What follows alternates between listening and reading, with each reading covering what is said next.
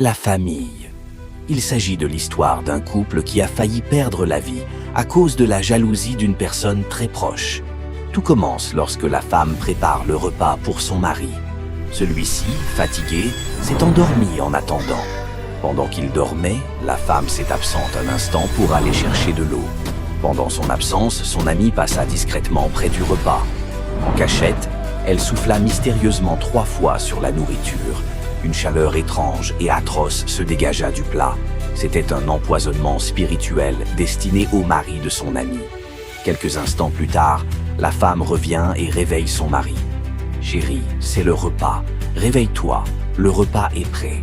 Depuis que tu es rentré, tu ne fais que dormir. Tu n'as rien mangé. Je sais que ça ne va pas, mais essaie au moins de manger un peu. » Le mari se réveilla et se prépara à manger. Au moment où la femme l'aidait à prendre la première bouchée, elle se rappela soudain de quelque chose d'important. À l'église, leur pasteur leur avait ordonné de toujours prier avant de manger. Il leur disait souvent que la prière protège, car dans toutes circonstances, il faut toujours prier. Prier sur la nourriture, prier avant tout ce que l'on fait. La prière garantit la sécurité et nous épargne des pièges diaboliques. Elle dit alors à son mari qu'il n'avait pas encore prié. Le mari comprit immédiatement et accepta. Ils fermèrent les yeux et commencèrent à prier sur le repas. Mais pendant qu'ils priaient, quelque chose d'étrange se produisit. Le repas qui était dans l'assiette commença à disparaître. Le riz disparaissait petit à petit, comme si un esprit invisible était en train de le manger. Lorsqu'ils terminèrent la prière et ouvrirent les yeux, ils furent très étonnés. Ils regardèrent l'assiette et dirent « Mais où est passé le riz qui était dans l'assiette ?» Ils étaient encore dans l'étonnement lorsqu'ils entendirent soudain un cri venant de l'intérieur de la maison. C'était leur amie. Elle criait et gémissait en tenant son ventre. Elle sortit en continuant de crier. La femme lui demanda « Mais qu'est-ce qui se passe avec toi? Qu'est-ce que tu as au ventre ?» Elle répondit en souffrant « C'est le riz. C'est ce riz que j'ai mangé. » Le mari, surpris, demanda « Comment ça, le riz? Qu'est-ce qu'il y a avec le riz ?» Elle répondit en pleurant « Je dois confesser, je vais tout avouer. » Étonnés, ils lui dirent « Confessez quoi ?» Elle finit par avouer que c'était elle qui avait empoisonné le repas pour tuer le mari. La femme cria « Jésus-Christ, mais il s'agit de mon ami. Pourquoi as-tu fait cela ?» L'ami répondit avec jalousie « Est-ce que ça ne te dérange pas que je n'ai pas de mari? Je vis sous ta responsabilité et toi, tu es heureuse avec ton mari. Tous les jours, je vous regarde vivre votre amour. Tu n'as même pas essayé de m'aider à trouver un bon mari comme le tien. » La femme, très déçue, répondit « Comment peux-tu penser cela? Tu vois pourtant la situation dans laquelle nous sommes. Mon mari a perdu son travail et nous traversons des moments difficiles. Nous cherchons encore des solutions. » Le mari prit alors la parole et dit « Tu n'as même pas remarqué que j'ai récemment perdu mon travail. Je souffre intérieurement à cause de tout cela. » Après ces mots, l'ami, complètement épuisé par la douleur, tomba au sol et s'évanouit. La femme cria son nom encore et encore, mais elle ne répondait plus. La famille, voilà ce que la jalousie peut provoquer. Restez toujours connectés. Surtout, n'oubliez pas de partager et de vous abonner. L'histoire d'un frère qui a transformé l'enfant de sa voisine en mouton pendant qu'elle était assise sur la véranda en train d'apprendre ses leçons. Pendant que l'enfant étudiait tranquillement, le frère passa derrière elle et la transforma mystiquement en mouton. Ensuite, il prit le mouton et s'apprêtait à partir. Mais en descendant de la véranda, là où l'enfant étudiait, il aperçut la mère de l'enfant qui arrivait sur le chemin. Effrayé au début, il essaya de garder son calme et salua la voisine. « Ah voisine, j'espère que tu vas bien. Je suis venu te chercher avec ce mouton, mais je ne t'ai pas trouvé et j'étais sur le point de repartir. Dieu merci que je t'ai aperçu. » La voisine répondit « Waouh, pourquoi tu n'as pas voulu rester un peu pour m'attendre? J'ai pourtant laissé mon enfant à la maison. Normalement, tu devais la trouver. » Il répondit rapidement « Oui, je ne l'ai pas trouvé. C'est pour cette raison que je ne voulais pas attendre. Vu qu'il n'y avait personne, je me suis dit que j'allais repartir. » Puis il ajouta, « Comme la nouvelle année approche, j'ai décidé de te ramener ce mouton pour que la fête se passe bien chez toi. » La voisine répondit, « Waouh, ça fait vraiment plaisir de ta part. Merci beaucoup. » Puis elle remarqua quelque chose dans sa main et demanda, « Mais c'est quoi cette corne étrange que tu tiens? On dirait une corne de bœuf. » Il répondit, « Oh ça, je l'ai trouvée en route pendant que je marchais. Elle m'a semblé belle, alors je l'ai prise pour décorer mon salon. Tu sais que nous sommes dans la période de Noël. Avec la nouvelle année qui approche, il faut aussi renouveler la décoration de sa maison. » La voisine répondit, « Oui, c'est logique. » Pendant qu'il parlait, il insistait pour que la voisine prenne le mouton.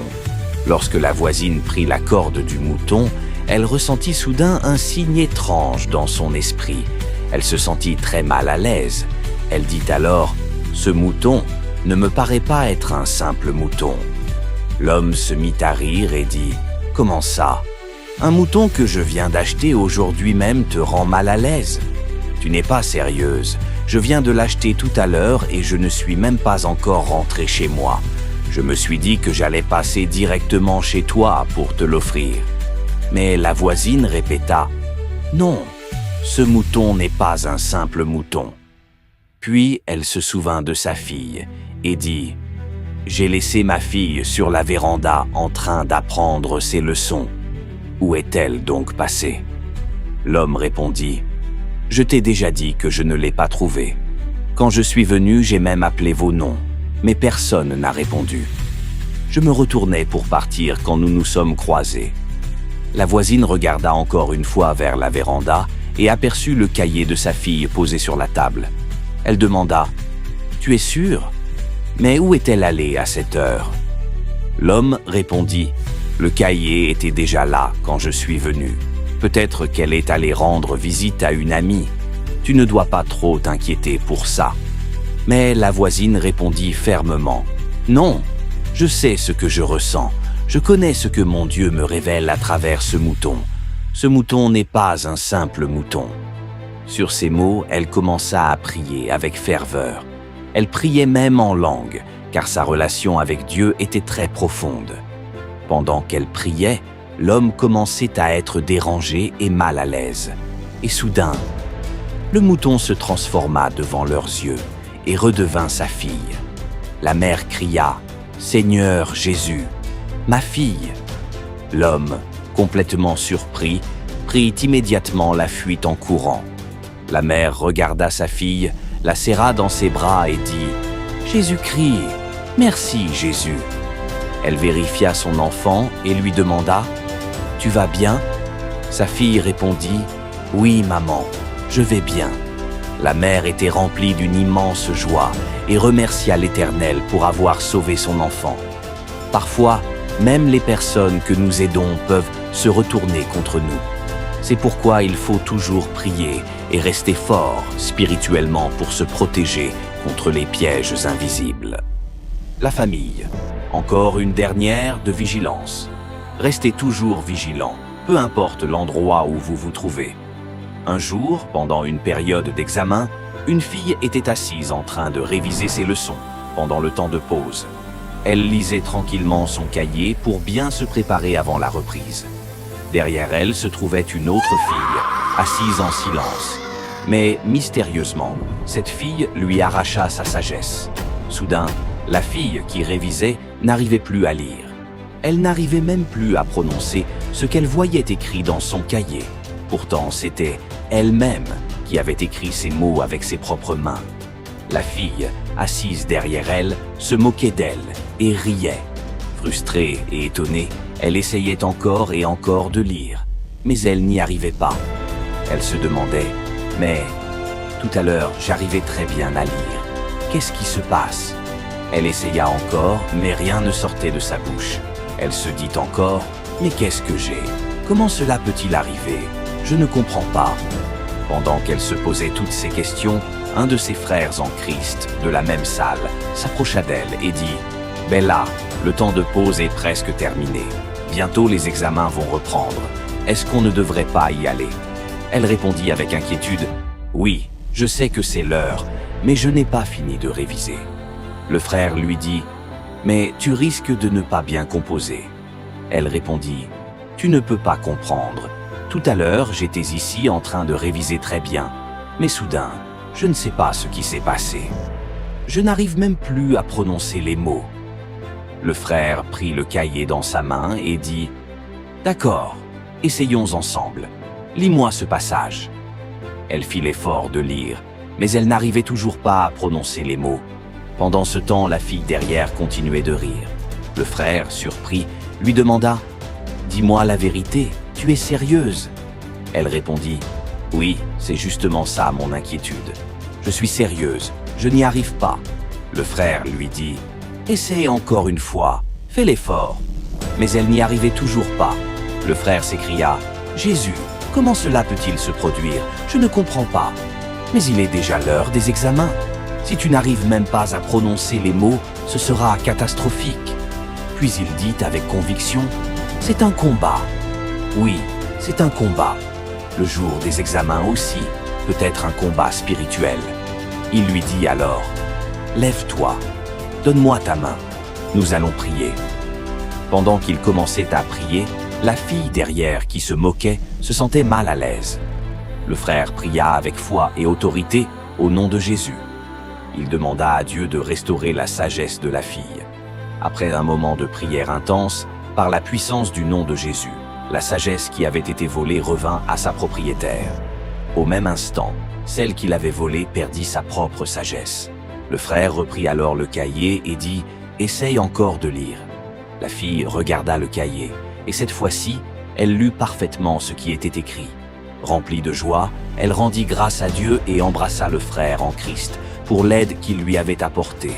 Le frère lui dit « Allons maintenant, ne perdons plus de temps. Allons composer et rendons grâce à Dieu. » Ils partirent ensemble avec joie. Mais celle qui avait volé la sagesse resta derrière. Elle essaya de les appeler, mais elle n'arrivait plus à bien parler. Les mots ne sortaient plus correctement de sa bouche. Elle essayait aussi d'écouter, mais elle n'entendait presque plus. Elle devint soudainement comme une personne muette et incapable de bien entendre. La famille, retenez ceci, que la prière soit votre force, que la parole de Dieu soit votre désir. Peu importe la circonstance, priez à chaque moment. Abonnez-vous, likez, commentez et partagez pour sauver la vigilance des personnes. Phyros TV.